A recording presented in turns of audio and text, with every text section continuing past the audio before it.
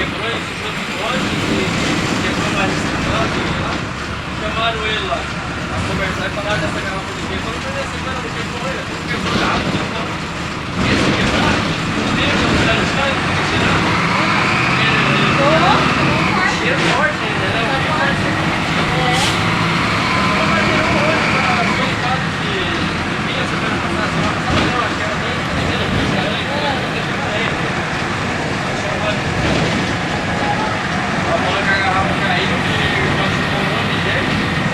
E as meninas não tinham ninguém machucado, não tinha nenhum carro que teve nem o B.O. de vinho. E ele teve que fazer. Foi igual